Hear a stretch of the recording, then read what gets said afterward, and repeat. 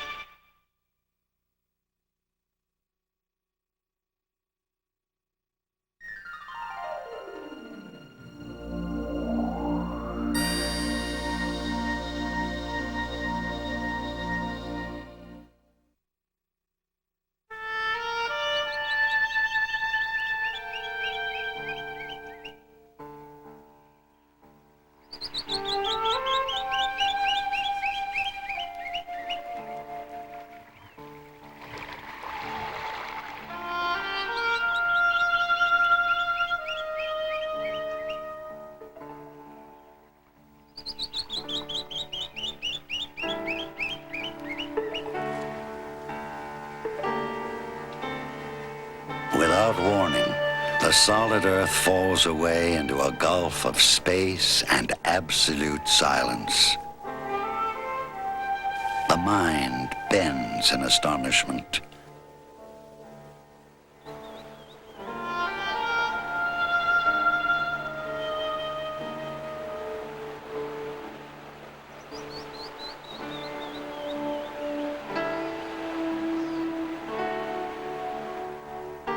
Mountains thrust up from below, shimmering with iridescent colors that dissolve into the horizon. A singular gallery of the most monumental earth sculpture.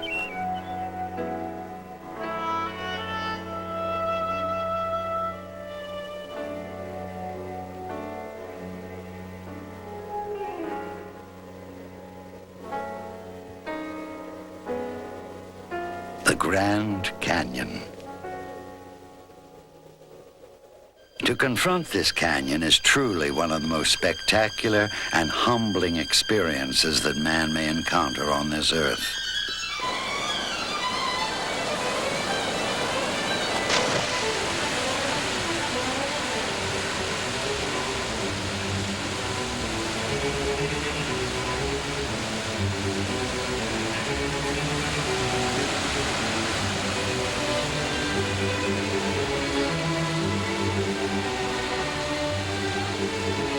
John Wesley Powell, whose expedition more than a century ago conquered the Colorado River, eloquently described the music of the Grand Canyon. The orchestra of wind in the pines at dusk, the call of the coyote, and the celestial song of the hermit thrush in amphitheaters fit for gods.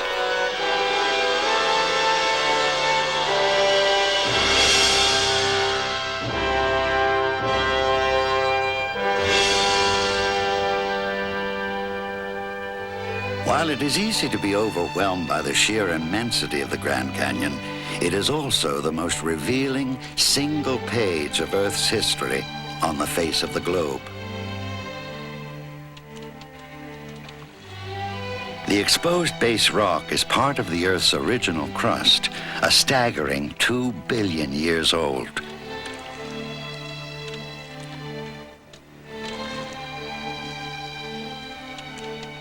The rocks layered above it remain our most nearly complete record of the eras of geological time.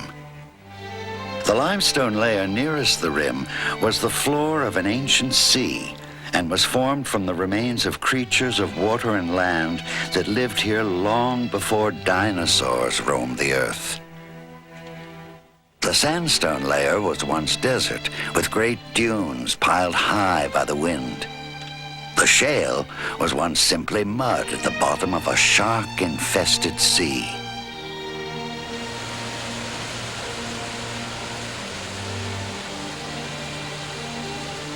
The canyon was born of a rising earth and the stone-grinding power of the Colorado River. And each day, the mighty river continues to carve deeper and deeper into the earth's crust.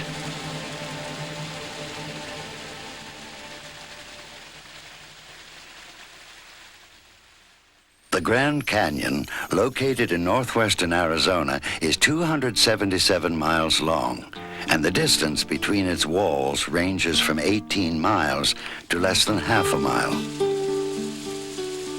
In its awesome 10-mile-wide central section, the canyon averages a mile deep. 4 Empire State Buildings, standing one on top of the other, would still not reach the rim. This natural wonder is protected in the more than 1 million-acre Grand Canyon National Park.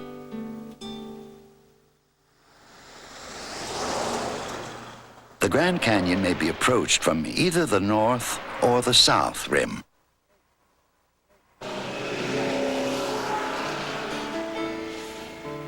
From Grand Canyon Village on the south rim, there is the 8-mile West Rim Drive that passes a number of superlative lookout points.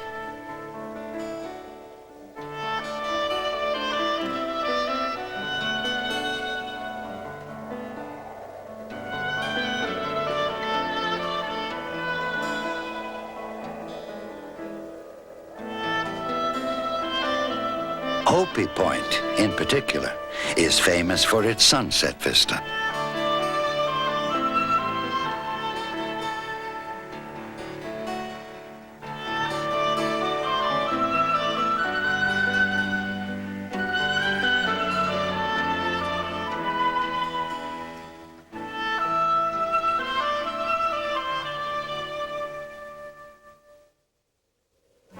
In the other direction, the 25-mile-long East Rim Drive leads to Desert View.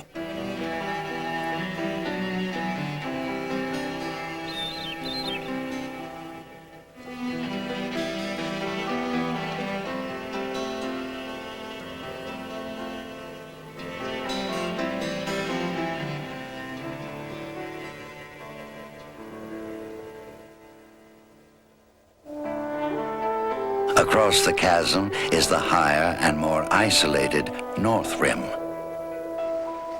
From the Grand Canyon Lodge on the North Rim, the 22-mile drive to Cape Royal offers extraordinary views of the canyon and the Painted Desert to the east.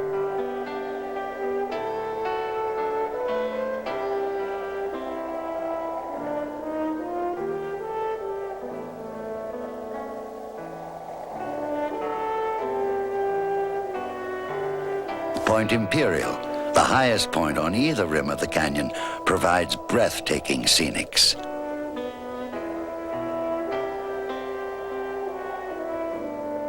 The Grand Canyon is nature's finest monument to the combined forces of uplift and erosion, and this Herculean earth sculpture has always challenged man's imagination.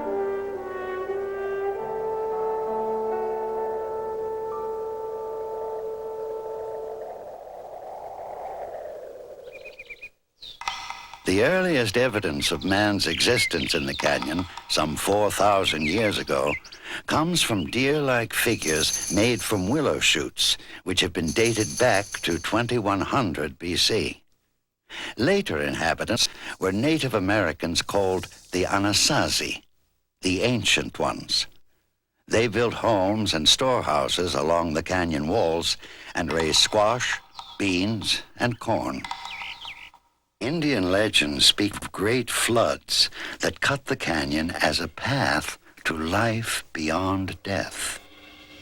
According to the Navajo sacred tradition, the Great Flood threatened to drown their ancestors when an outlet was formed by rushing waters. The Navajos survived the flood by being transformed temporarily into fish, and the outlet the floodwaters formed is the Grand Canyon. Today, the Havasupai tribe continues to inhabit the canyon. For hundreds of years, the Havasupai have survived by diverting the waters of Havasu Creek to irrigate their fields. The name Havasupai means people of the blue-green water, and the waterfalls and terrace pools along the creek add to the beauty of their canyon home.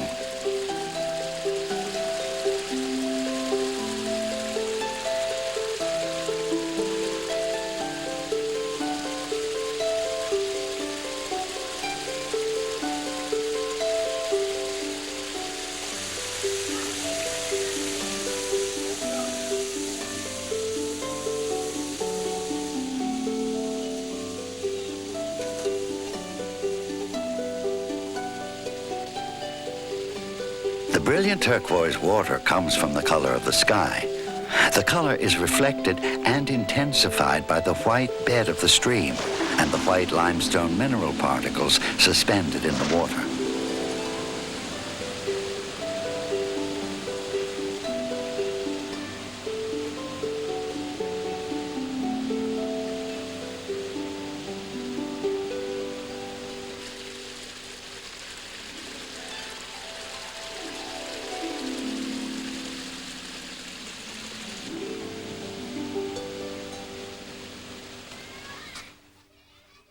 The descendants of this proud tribe keep their traditions and culture alive and continue to practice their native customs. Rex Talusi is a member of the Havasupai Tribal Council.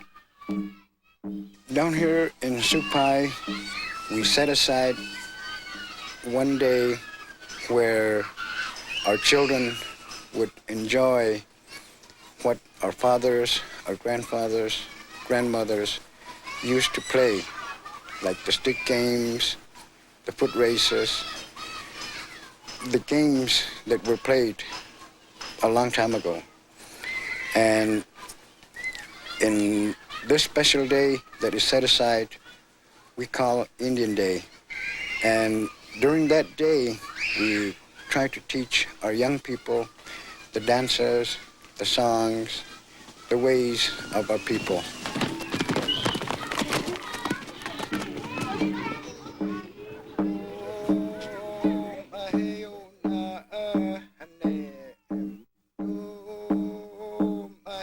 We have many sacred stories that are told in certain times of the year, and this portion is a very sacred story that is told among our people. The two pillars that you see standing in the middle of our village in silence, just like we, the people, would rather be silence. And they're standing there in the middle of our village, watching us, guarding the village, guarding the people, watching over its children. And should one of them fall someday, that means that the tribe will perish one day. But that day hasn't arrived yet, and hopefully it never will.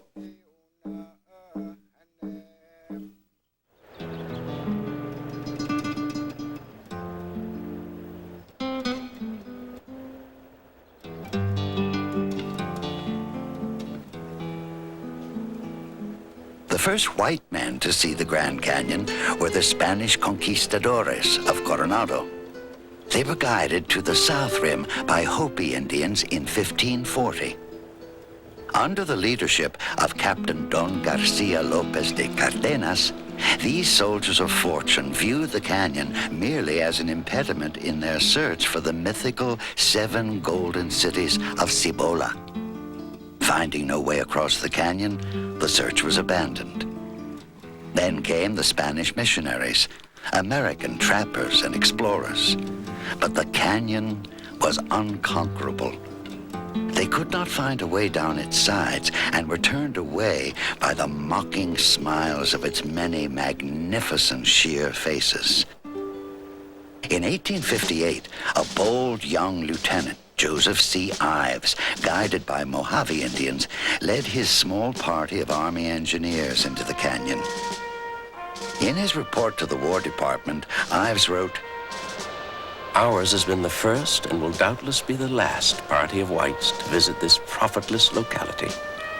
It seems intended by nature that the Colorado River, along the greater portion of its lonely and majestic way, shall be forever unvisited and undisturbed."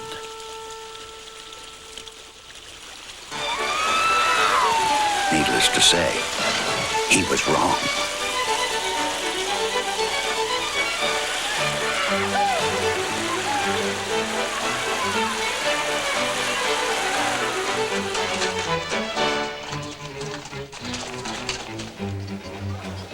Today, more than 3 million people a year come from around the world to visit Grand Canyon National Park.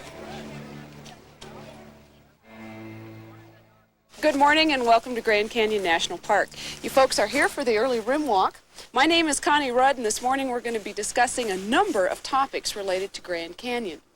Our walk will take about an hour this morning. We'll be going along a level paved trail in the westerly direction, about 1/3 of a mile. Rangering has been a real personal commitment for me. I believe deeply in preserving national parks and everything that they stand for. The personal side of it is very satisfying. And it's a shared experience. It's something fresh and new for me every day. And seeing the light in their eyes as they come to understand a little bit about the story behind this grand scenery is all the perk that I need every given day as a park ranger. Something important about visits to places like this includes the opportunity to slow down a little bit. We seem to hurry so much in our day-to-day lives, and national parks offer the opportunity to sit quietly with the features that make them special. Sometimes we find that the English language does fail us in describing Grand Canyon. We've found some words that we hope are adequate. And sometimes I think perhaps the most precious words are single words. And if you find that you're at a loss for a description, perhaps you can just remember the word that the Paiute Indians used to describe Grand Canyon. It's a simple word. It's kaibab. And literally translated, kaibab means mountain inside out or mountain lying down. What we really hope is that people will care about places like this, all the national parks in this system, because they're part of our national heritage and they're a national treasure worth preserving. If they can come away from a place like this caring deeply about it and its future existence as it is today, then we've done our jobs. The North Rim is farther from major highways and cities and is the quieter of the two rims. Although the North Rim is closed in winter by as much as 200 inches of snow, summers here are brief but very lush.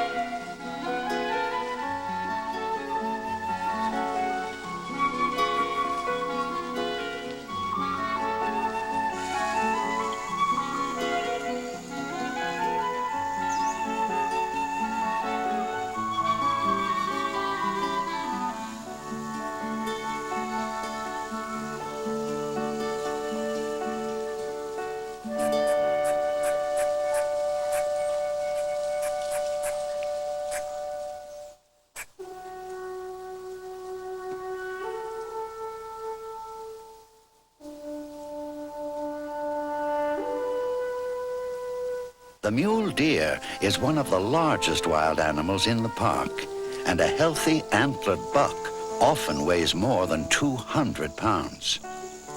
Mule deer love to browse the leaves and twigs of shrubs, and their four-chambered stomachs are the key to their survival. The deer's anatomy allows it to fill up on choice greenery when the coast is clear, then retire to a safe, camouflaged hiding place, chew its cud, and let its complex inner system operate.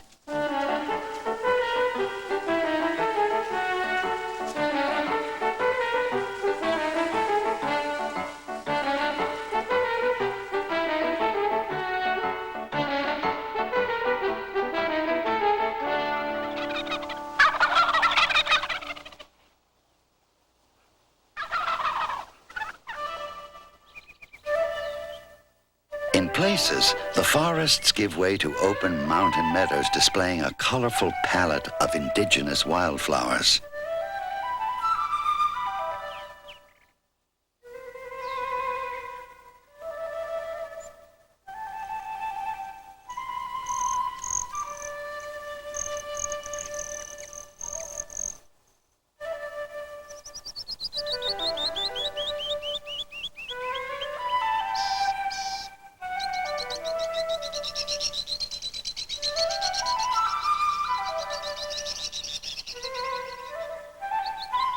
Along the North Rim, the most impressive trees are the tall, copper-colored ponderosa pines.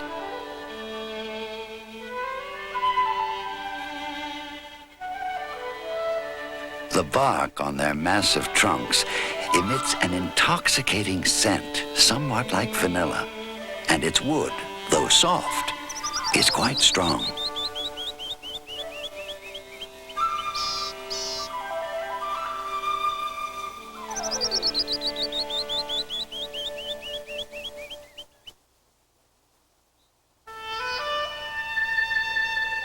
From Bright Angel Point, you get a close look at the hulking stone sculptures of Deva, Brahma, and Zoroaster temples.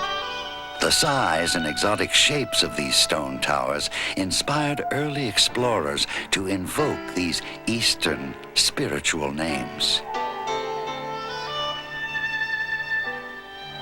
Cape Royal, the farthest point out into the canyon from the North Rim, offers extraordinary views.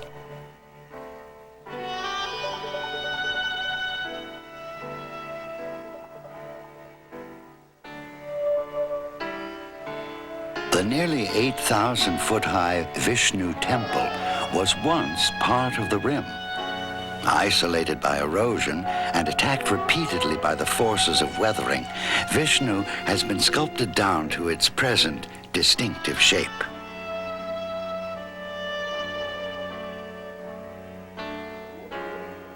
Angel's Window is a result of the erosive chisel of the elements that have created a hole in the limestone platform.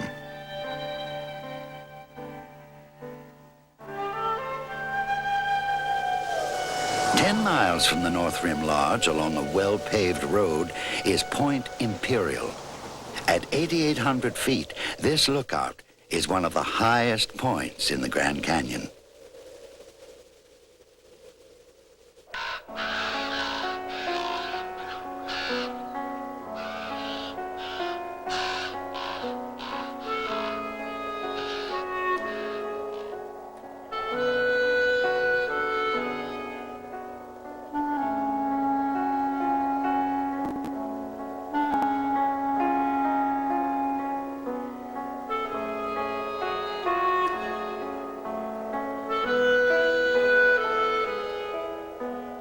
Although the heavy snow shut down the North Rim, the lower elevation of the South Rim permits roads and accommodations to remain open all year round. Many feel that the canyon is at its best during the quiet mood of winter, when its peaks are dusted with snow.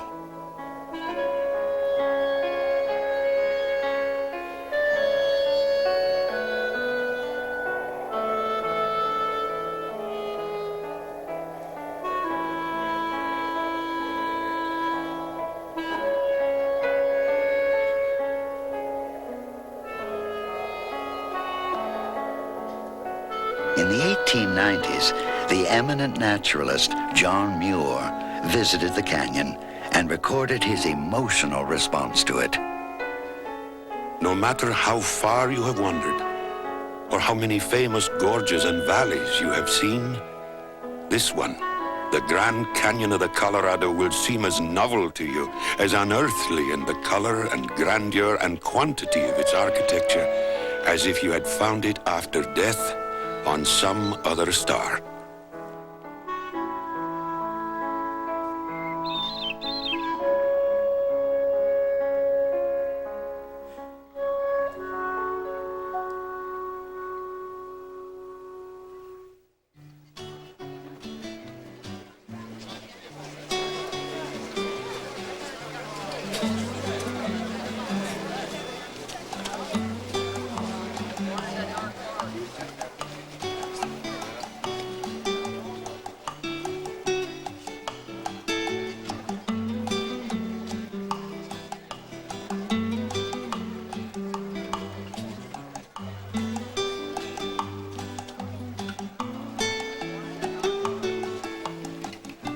The South Rim is more easily accessible than the North Rim and has always attracted visitors in greater number. Ran into them on your way in the park. They're the ones who work at the entrance station and Mather Campground. Anybody camping?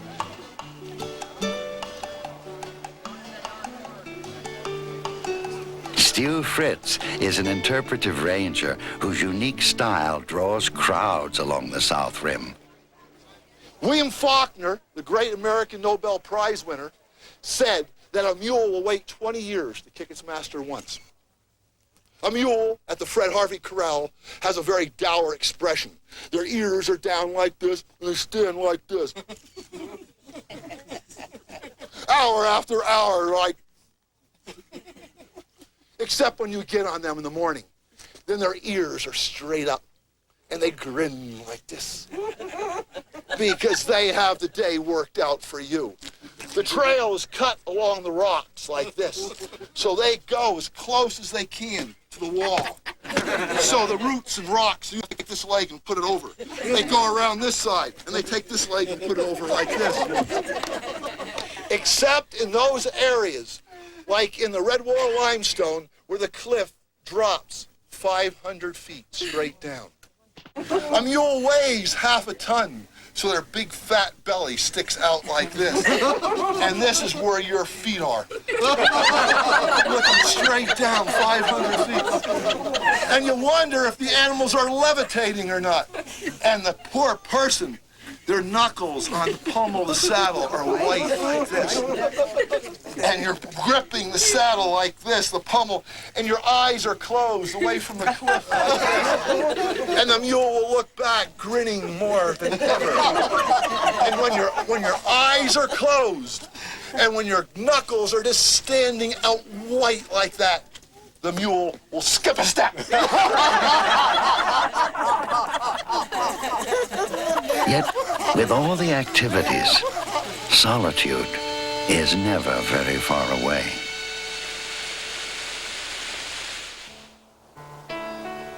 While many bypass the forests in their hurry to get a look into the abyss, the South Rim offers an interesting variety of trees.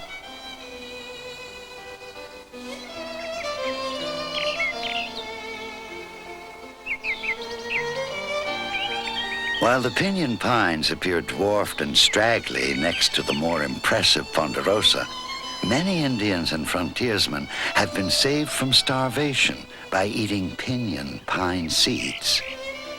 Today, these delicious and highly nutritious pine nuts are sold in gourmet stores around the country.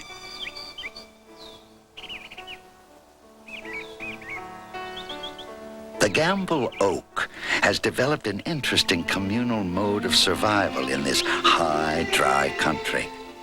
It spreads its roots horizontally and at intervals sends out shoots to form new trees. While this grove of Gamble oak may appear to be a group of independent trees, as one observer put it, they are all holding hands under the blanket. Their roots are interconnected.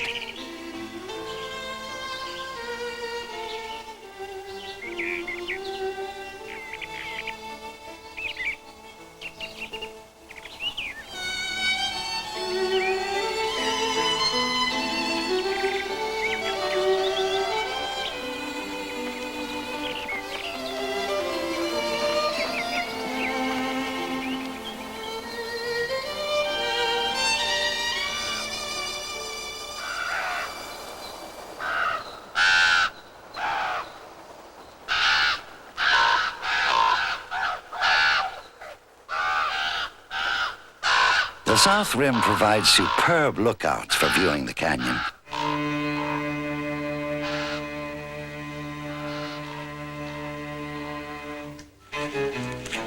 Yaqui Point marks the beginning of the Kaibab Trail that connects the two rims. Although the rims are as little as 600 feet apart at certain points, the hike along this trail from the rim down to the canyon floor and up the other side is 21 rigorous miles.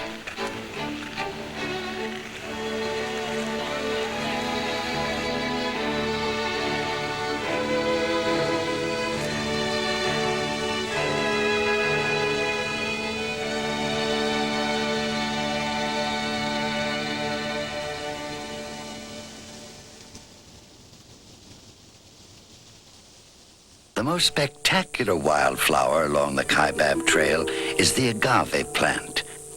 The agave lives between 10 and 30 years and spends its entire life preparing to bloom. When ready, it will produce a bud that becomes a stalk and grows upward at a breathtaking rate of 3 to 10 inches a day until it reaches a height of 10 to 20 feet.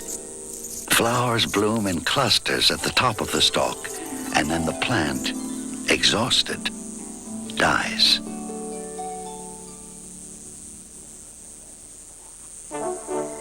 Although little seems to grow on the exposed faces of limestone and white sandstone along the trail, there is enough to support the bighorn sheep that live there. The sheep, which John Muir called the noblest creature living in wild nature, are spectacular climbers, owing to their peculiar foot construction that enables them to grip rocks and take advantage of tiny crevices.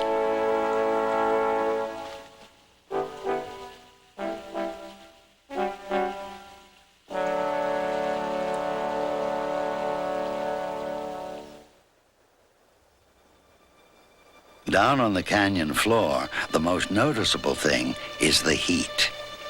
During the summer, the temperature often reaches 120 degrees. Most of the rain that falls into the canyon evaporates on the way down, and much of the life here depends on the river and tributary streams for moisture.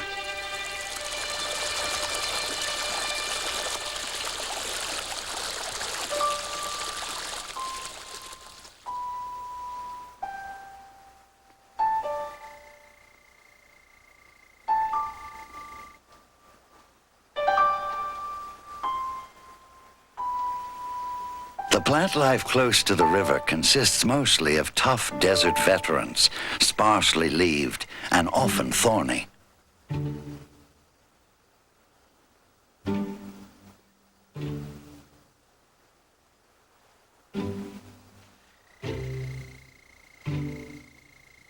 Generally, each plant here grows a considerable distance from its neighbors. In a sense, each has claimed its territory, spreading its roots to absorb all the available water.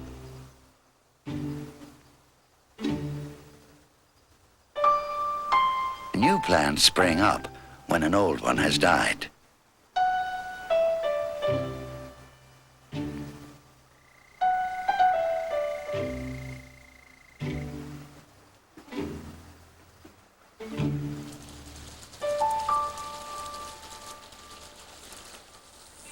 The canyon floor is alive with creatures such as the scorpion.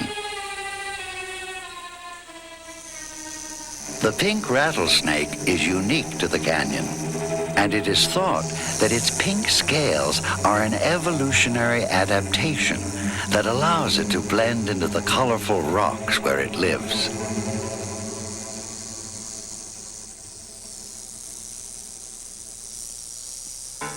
The chuckwalla is a foot-long lizard with dark-colored skin that hangs like loose clothing over its potbelly.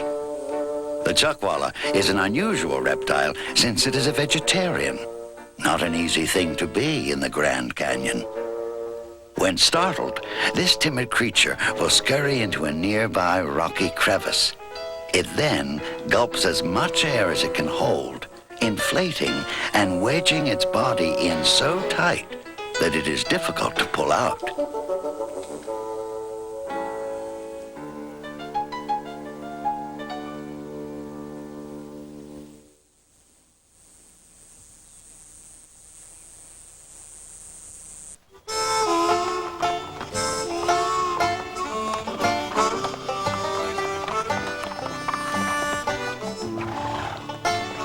Another way to travel between the two rims is by mule.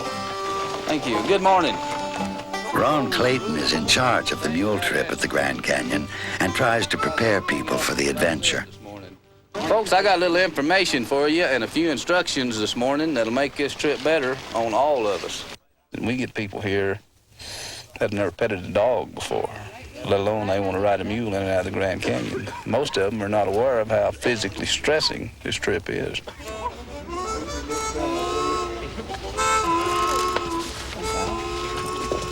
This is not a pony ride at Disneyland. This is not a merry-go-round at the fair. You've got to do something besides sit in a seat and look out the window.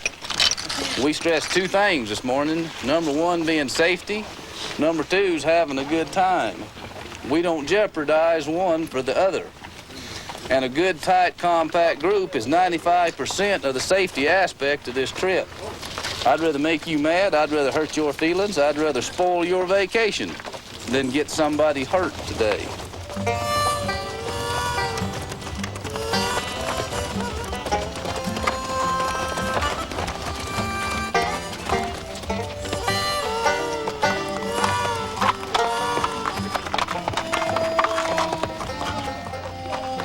If you're a little apprehensive this morning, you're in real good company. So's everybody else. Me more than most. These mules are going in that canyon today because you want to go, not because they want to go. They've been there. Sit up straight in your saddle, keep your mule up close to the mule in front of you. Pay attention to what your guide says today, and we'll try to show you a trip you never forget.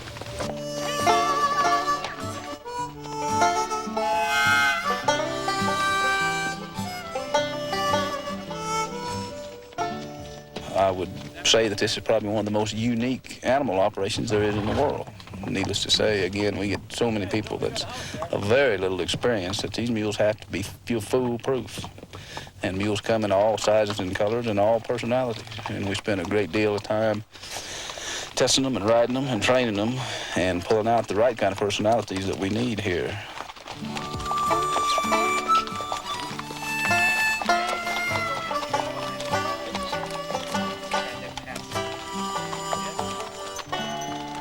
Folks, on a lighter note this morning, some of these mules tend to walk the edge.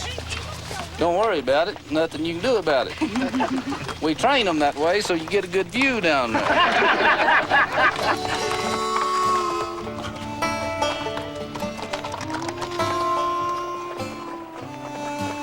To descend 6,000 feet from the rim to the river is, in terms of climate, the same as traveling 3,000 miles from central Canada to the deserts of Mexico.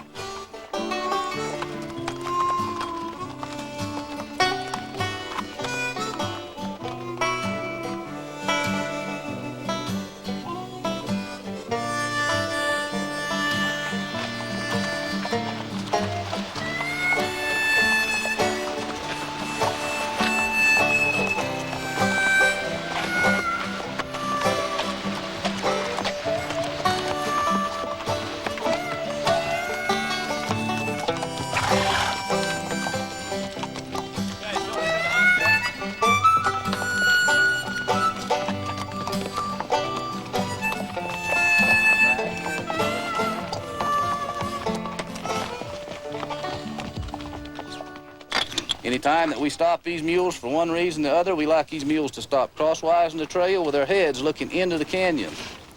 Folks, these mules have got eyes on this end, they got no eyes on the other end. We want the end with the eyes on it closest to the edge. We want these mules to know where they're at today. If that mule's turned around here eating grass off the side of the bank and about half asleep and not paying attention to where he's at, and one of these deer or sheep kick a rock slide off in front of him, that mule's gonna run backwards, and you going with him.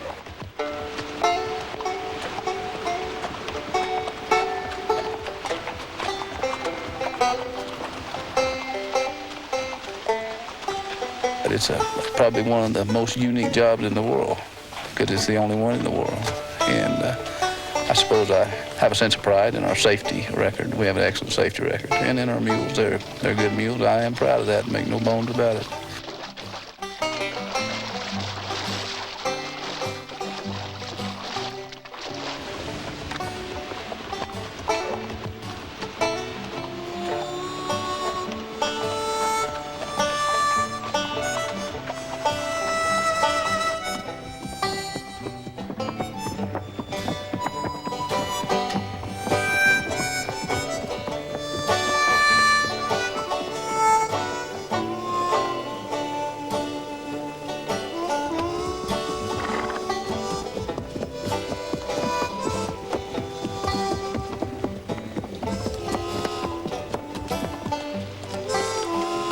I really enjoy this. I think probably some of the biggest gratification that I get is taking older people in, and again, handicapped people. But people that can't get in there any other way and may not ever have a chance to get back and get in there. That's fun. I'll get everybody off. You probably want to take your raincoats with you. We can't tell about the rain here. Overnight trips from the South Rim stopped to spend the night at Phantom Ranch in the canyon's inner gorge. Built in 1922, the privately operated cabins and restaurant have been lightheartedly described by its proprietors as the lowest down ranch in the world.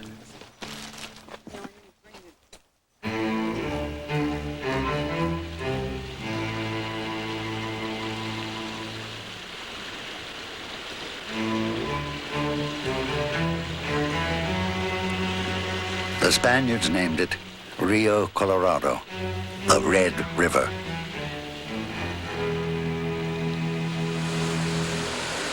The Colorado River, relentless carver of canyons. From dizzying heights in the Rocky Mountains down to the Gulf of California. For more than 1,400 miles, the mighty river cuts deep into the land, excavating 19 major canyons, including this one. The Colorado and its tributaries drain a land area of 240,000 square miles, and its load of silt and abrasive materials drops a total of some 10,000 feet in its descent from mountains to sea.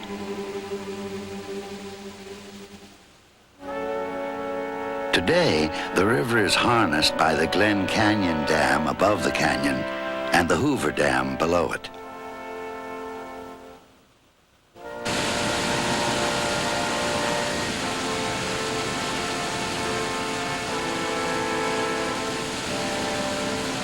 Flash floods undermine cliffs, dislodge boulders, and tear down slopes.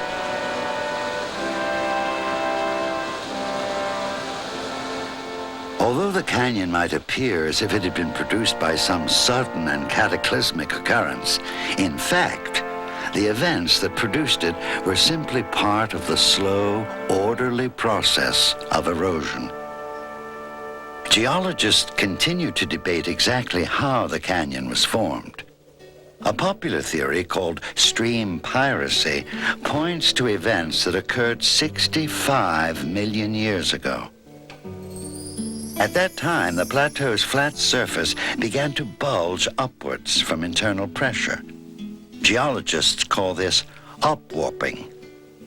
As the Kaibab Plateau gradually rose, the elevation both altered the flow and increased the rate of flow of the rivers in the area. West of the upwarp, the Hualapai River drained into the Gulf of California, as the Colorado River does today. East of the plateau, the ancestral Colorado River flowed southeastward toward the Gulf of Mexico. Another upwarp of land, 13 million years ago, blocked the ancestral Colorado and formed the huge Lake Bittahoochee. Meanwhile, the Western River began to chip away at the Kaibab Plateau by a process called headward erosion. Finally, the Hualapai River cut its way completely across the plateau and captured the ancestral Colorado in a maneuver called stream piracy. All the water then began flowing west, and the modern Colorado River was born about 5 million years ago. The huge lake dried up and disappeared, and the Colorado River began to carve out the Grand Canyon. It is ironic that from the rim, the Colorado River looks like a silver thread glinting distantly at the bottom of the canyon, a decorative ornament to the massive gulf. Yet for those few who successfully found a way down the canyon, this terrifying river was always the end of the line. Then, on May 24th, 1869, a one-armed Civil War veteran, Major John Wesley Powell, accepted the challenge of the raging white water. Schoolteacher, botanist, geologist, and surveyor, the 35-year-old Powell selected 9 men, hunters and tough former soldiers, to accompany him on his 3-month journey across 270 miles. They set off in small wooden boats to explore the unmapped Colorado, one of the most powerful and dangerous rivers in the world.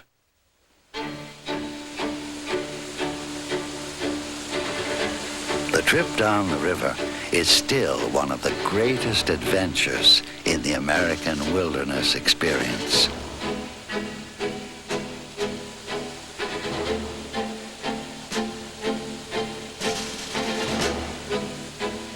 Today, river guides often read from Powell's original journal of the trip to heighten the sense of re-experiencing the historic journey.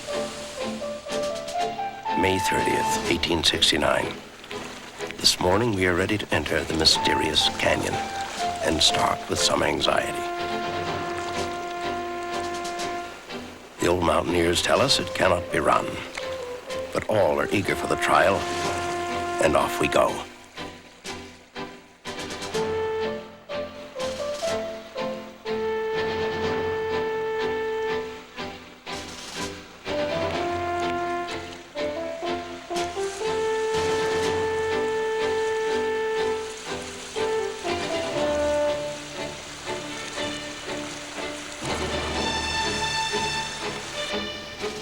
In the first week out, the small expedition faced its first real test.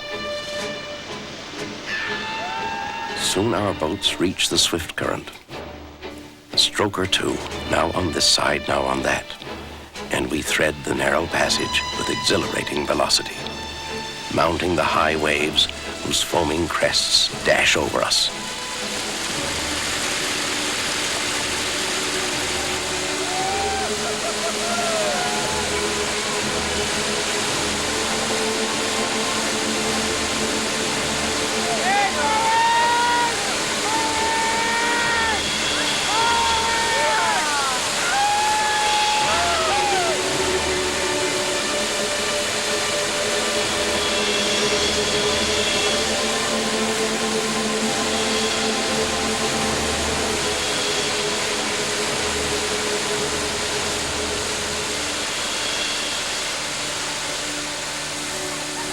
Plunging into the troughs until we reach the quiet water below.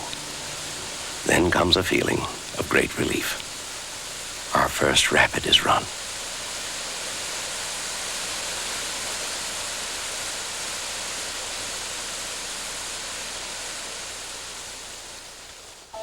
In the first month, one of the 4 boats was smashed to bits. Often the men had to portage the boats for miles over rocks, and making camp became a welcome diversion from the constant battle with the river. But the trip was not without its rich rewards.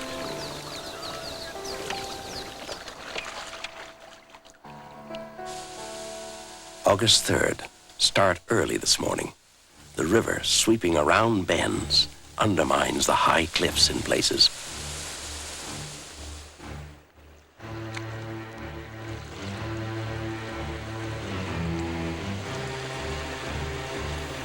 Other wonderful features are the many side canyons or gorges that we pass.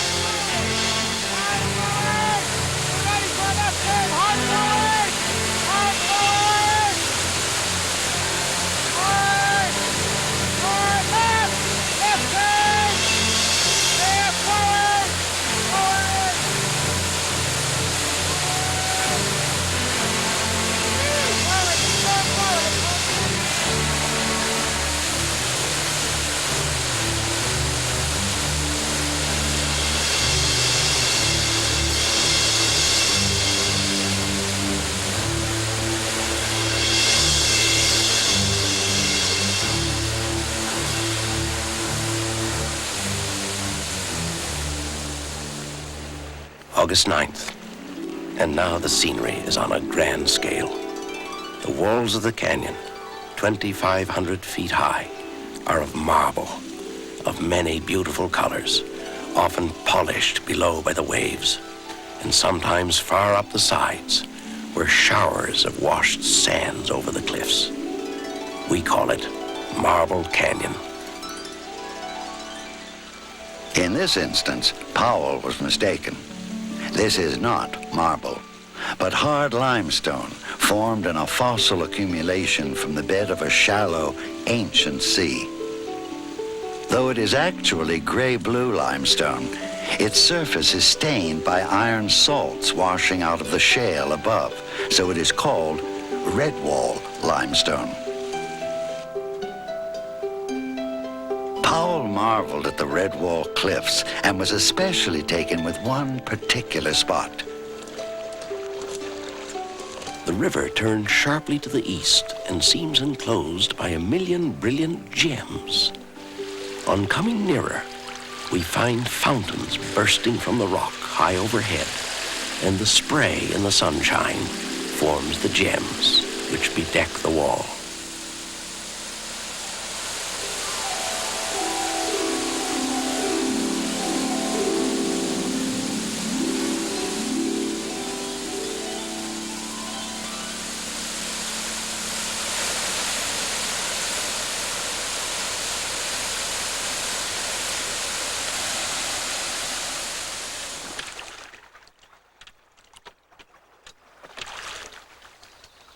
As they entered the deepest part of the canyon, they knew they were about to encounter the most difficult part of their journey. August 13th. We are now ready to start our way down the great unknown. There is no hesitation. We step into our boats, push off, and away we go. First on smooth but swift water. Then we strike a glassy wave and ride to its top, down again and into the trough, up again on a higher wave, until we strike one just as it curls back and a breaker rolls over our little boat. Still on we speed, shooting past projecting rocks, till the little boat is caught in a whirlpool and spun around several times.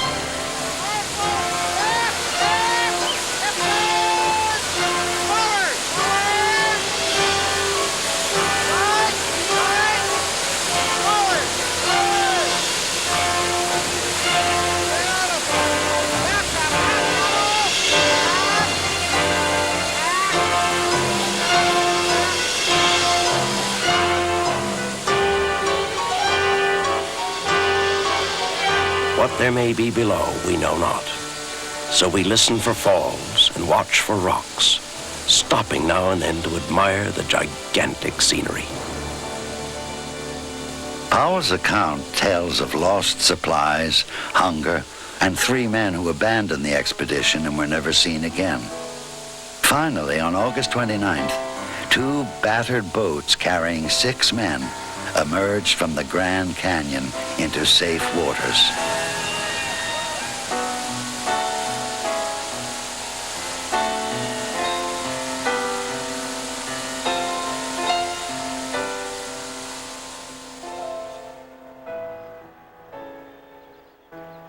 Now the danger is over. Now the toil has ceased. Now the firmament is bounded only by the horizon, and what a vast expanse of constellations can be seen.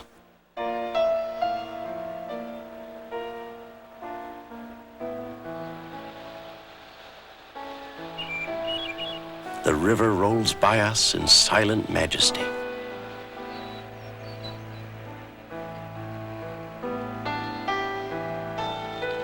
The quiet of the camp is sweet. Our joy is almost ecstasy. We sit till long after midnight, talking of the Grand Canyon, talking of home.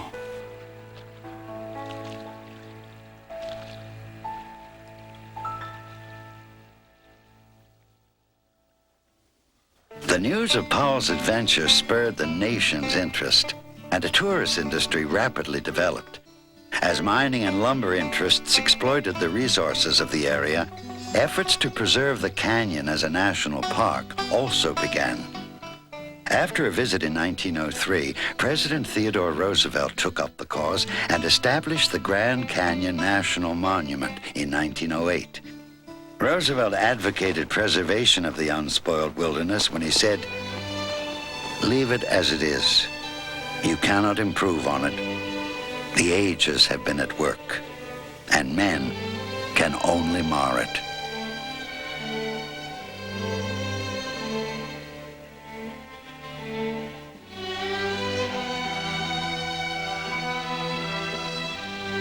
An act of Congress in 1919 established the Grand Canyon National Park. And in 1975, President Gerald Ford signed an act that doubled the size of the park.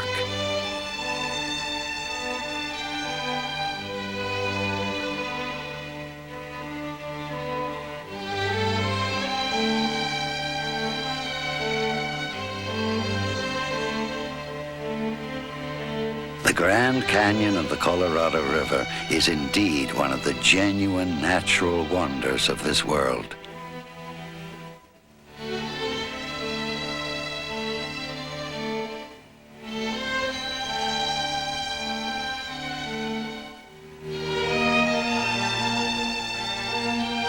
Standing at the top of the rim, there is a silence that is nearly overwhelming. It is a silence that makes you want to whisper.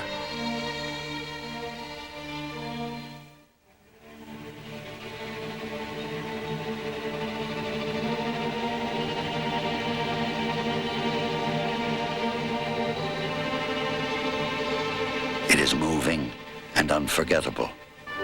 A performance of nature in the Amphitheater of the Gods.